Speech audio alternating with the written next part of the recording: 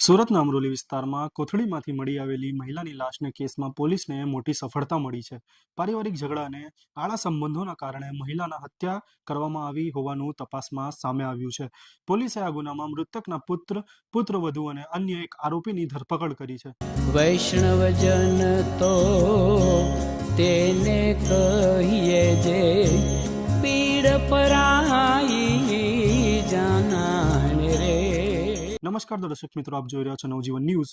હું છું સાર્થક પટેલ ને વાત કરીએ સુરતના અમરોલી વિસ્તારમાં આવેલા કોસાડ આવાસ નજીક હનુમાનજી મંદિર નજીક પાસે સવારે સફાઈ કામદારો અને એક શંકાસ્પદ કોથળી નજીક પડ્યો હતો. કોથળીમાં અસામાન્ય રીતે ભારી લાગતા તેને તપાસવામાં આવી ત્યારે અંદરથી એક મહિલાની લાશ મળી આવતા સમગ્ર વિસ્તારમાં જે છે તે હડકંપ મચી ગયો હતો અને મહિલાના હાથ પગ બાંધેલી હાલતમાં હતા અને ગળા પાસે ઈજા દેખાતા શરૂઆતથી જ આ હત્યાનો મામલો હોવાનું સ્પષ્ટ થતું હતું. હવે સમગ્ર જે ઘટના છે એની જાણ થતાં જ અમરોલી પોલીસના તેમજ સુરત ક્રાઇમ બ્રાન્ચની ટીમ તાત્કાલિક સ્થળ પર પહોંચી હતી અને આસપાસના વિસ્તારના સીસીટીવી ફૂટેજ તેમજ સ્થાનિક લોકોની પૂછપરછ શરૂ કરવામાં આવી હતી. તપાસ દરમિયાન જે બીજું મૃતકની ઓળખ હમીદા ખાતુન તરીકે થઈ હતી અને જે કોસાડ આવાસ વિસ્તારમાં જ રહેતી હતી. ચોંકાવનારી વાત એ છે કે મૃતકના પુત્ર પરવેઝે જ અમરોલી પોલીસ સ્ટેશનમાં પોતાની માતા ગુમ થયાની ફરિયાદ નોંધાવી હતી, પરંતુ પોલીસને શરૂઆતથી જ કેટલાક મુદ્દાઓ શંકાસ્પદ લાગતા પરિવારજનોની ઊંડાણપૂર્વક પૂછપરછ દરમિયાન સમગ્ર ઘટનાનો ચોંકાવનારો ભેદ બહાર આવ્યો હતો. પોલીસ તપાસમાં સામે આવ્યું કે મૃતકના નાના પુત્ર પરવેઝ અને તેના ભાભી શબાના વચ્ચે છેલ્લા કેટલાક સમયથી આડા સંબંધો હતા. આ બાબતને લઈ પરિવારમાં વારંવાર ઝઘડો પણ થતો હતો. ઉપરાંત પૈસાની બાબત પણ ઘરેલું તણાવ વધતો જતો હતો. આ તણાવ એટલો વધી ગયો કે આખરે હત્યાનું ષડયંત્ર રચવામાં આવ્યું હતું. આ યોજના અમલમાં મૂકવા માટે શબાનાના પિતા ફિરોઝ અમલને ખાસ બિહારથી સમસ્તીપુરથી સુરત બોલાવવામાં આવ્યું હતું.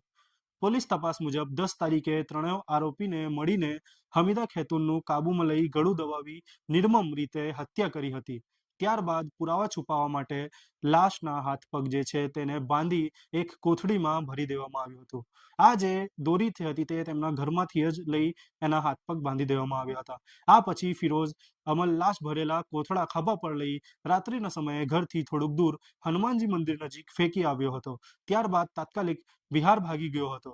જો કે Surat crime branch technical surveillance, CCTV footage અને હ્યુમન ઇન્ટેલિજન્સના આધારે તપાસ આગળ વધારે.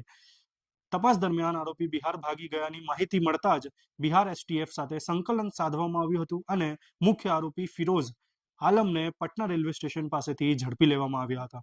હાલ ત્રણેય આરોપીઓ પોલીસ કસ્ટડીમાં રાખવામાં આવી છે, પૂછપરછ કરવામાં આવી રહી છે અને સમગ્ર ઘટનાક્રમ અંગે વધુ તપાસ હાથ ધરવામાં આવી રહી છે. આ મામલે ક્રાઇમ બ્રાન્ચના ડીસીપીએ શું કીધું, આવો સાંભળીએ.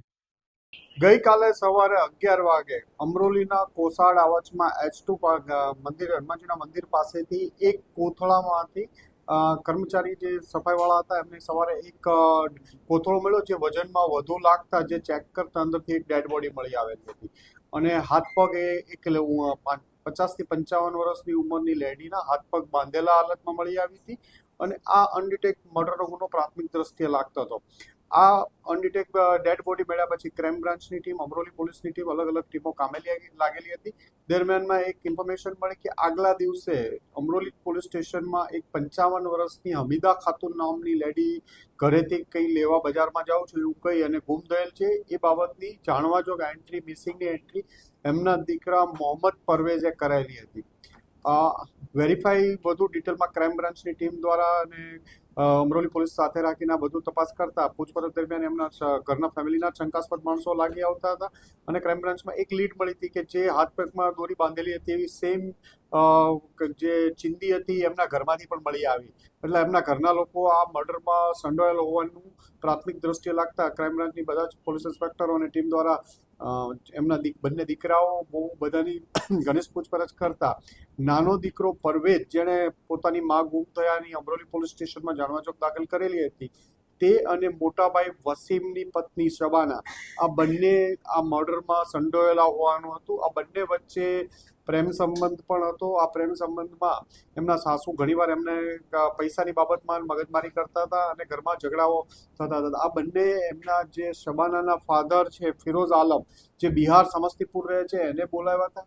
આ ત્રણેય ભેગા મળી ગળું દબાવી દીધું, હાથ પગ બાંધી અને પોટલામાં નાખી અને લાશનો નિકાલ કરવા બીજે દિવસે સવારે આગલા દિવસે 10 તારીખે મારી એક દિવસ ઘરે રાખીને પછી બીજે એક દિવસે બપોર પછીના સમયમાં ઘરમાંથી બહાર ફેંકી અને ફિરોઝ આલમ બિહાર વાપસ જતો રહ્યો હતો.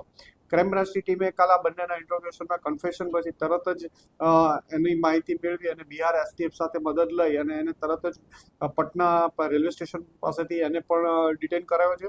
ક્રાઇમ બ્રાન્ચની અને અમરોલી પોલીસની એક ટીમ બિહાર પહોંચી એની પણ કસ્ટડી હમણાં મેળવી લેશે. આમ આ ગુનાના 3 આરોપીઓ શબાના, જે મરનારની